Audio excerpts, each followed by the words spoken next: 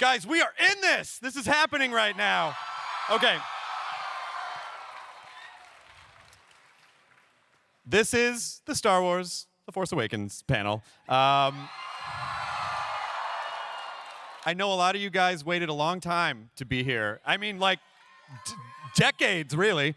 And so I'm also here to tell you that you're not going to be disappointed. And someday you will look back and get to your grandkids will be like, shut up, Grandpa. I was at the Force Awakens panel and back in 15. And they'll be like, shut up. So I want you to really think about this and experience it and enjoy it as it's happening, okay? Because this is an experience that just this group of us will have for the rest of our lives. I would now like to introduce and bring out to the stage Kathleen Kennedy, a man by the name of J.J. Abrams,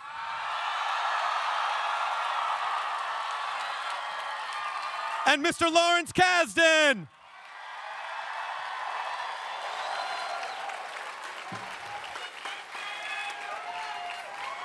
Obviously, I think a lot of people out there know that Star Wars is 100% dependent on the fans in this room and all over the world since 1976. In fact, when the movie was ready to come out, it was really the fans that built the momentum around the release of New Hope. So we are right back in full circle, and we want to say thank you to all of you. We're editing. We have a cut of the movie. We're in this extraordinary moment where we're doing fine-tuning, and I say extraordinary because in this business, a lot of times there are release dates before there are scripts, and to have the time and to have Disney give us the time to do it right is not a small thing. And so we're working hard to make the movie more of what it wants to be. The guy that brought me in is the genius that brings us all here, who is George Lucas. Yeah. He was absolute breakthrough monster genius, and none of us would be here if it weren't for him. And he called me and said, will you do this for me? And we started to do Empire Strikes Back, and then we did Return of the Jedi, and then 30 years passed, and those movies just like never went out of my life or my consciousness. And then a call came again and said, will you come back and meet these characters again 30 years later? So there wasn't even any disjunction between my life. We actually brought this character we call Baba Joe as a nickname. So should we bring Baba Joe out? Yeah, and see I think what so. happens? Absolutely. Let's see. This character was built by Neil Scanlon and the Creature Department. Let's see if this works. There you go. So. Okay, yeah, Neil Scanlon. These guys have done an unbelievable job, as you can see. What's amazing is seeing the people who operate these things, and the real benefit of having creatures like this. And you can see that character right there. You know, there are 5 people who are operating that creature. Well, obviously with the saga films, which JJ is starting the first, which is The Force Awakens, 8 and 9 will be part of that saga, but we're also making anthology films, standalone movies. And Gareth Edwards actually starts shooting in about 3 weeks. So the first one will go into production very soon. I do want to point out there is a very special guest here in the audience. Peter Mayhew is out here. There he is. There's Peter over there by the microphone.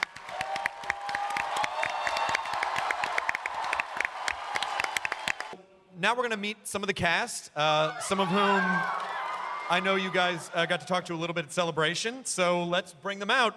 Playing Finn, John Boyega is here.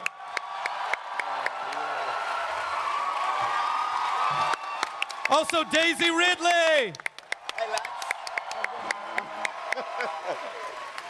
And as Poe Dameron, Oscar Isaac. It's been awesome. I mean, we walked the floor and we got to meet you guys. We got to meet some fans by the Lucasfilm booth. As an excited, eager actor, you know, I wanted to talk to Harrison about piloting and about how should I do it. You know, is there any special things that I should do, and just how do you work with the controls? And he said, it's fake. And also, it's in space, so Yeah. it doesn't really, the same stuff doesn't apply. Yeah. And I said, got it. I can do that. But you know, I think really it was taking on, you know, the character of Poe. He takes on that legacy, not only of Han, but of Luke, of being these heroic pilots. Because if you think about it, these characters, they lived those stories that we all grew up with. They grew up at the same time as those stories. You know, I mean, Poe was probably he was there watching on Yavin, you know, when the medal ceremony was happening, thinking, I want to be that. I want to be a hero, and I want to take up that mantle. And I think that's what he does. You know, he even sometimes recklessly so. But yeah, so really connecting it to that old world, it was special. Going from an outside fan, going into filming Star Wars, I think working with the legends that have already made this kind of universe and are coming back to it was everything we could have hoped for and more. They're funny and warm and welcoming and made us feel as part of the universe as they already are. So it was great. We've seen the light side, but what you guys haven't seen yet is a little taste of the dark side. So I would like to bring out some people that, let's call them relevant to your interests.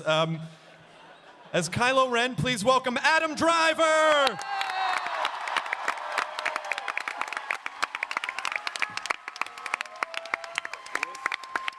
As General Hux, Donald Gleason.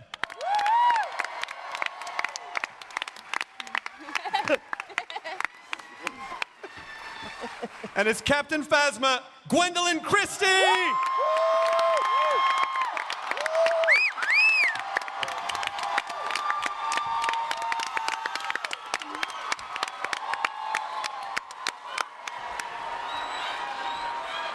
We didn't really have a lot of conversations about bad or evil, actually, when we were shooting it. It was more, what do you think is the difference between being bad and being right, I think, which is a huge difference.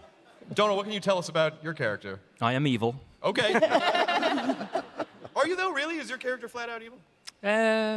He's British, so yep.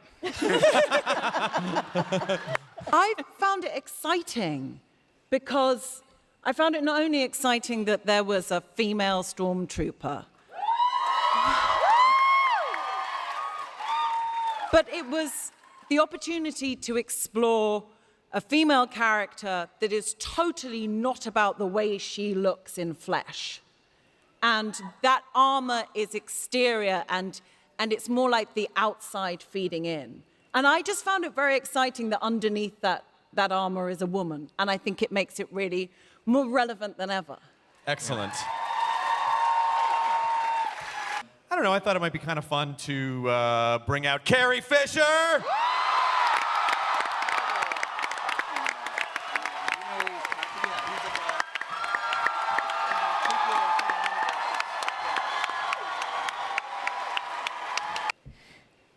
Well, it's sort of like we picked up where we left off, but we left off a while ago. So it was a long leave off, and then we're back. Speaking of legacy people, maybe I should bring out Mark Hamill.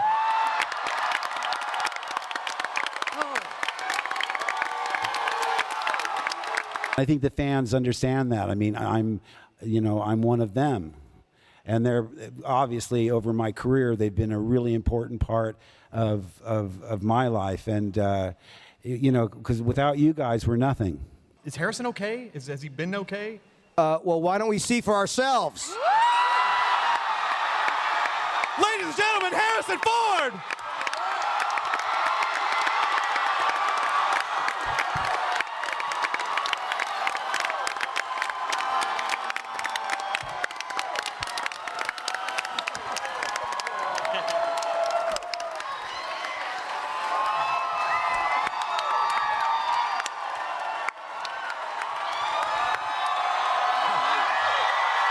I will tell you that it felt great. It felt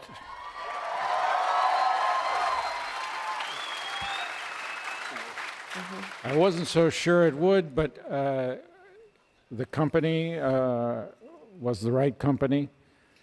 The director was the right director.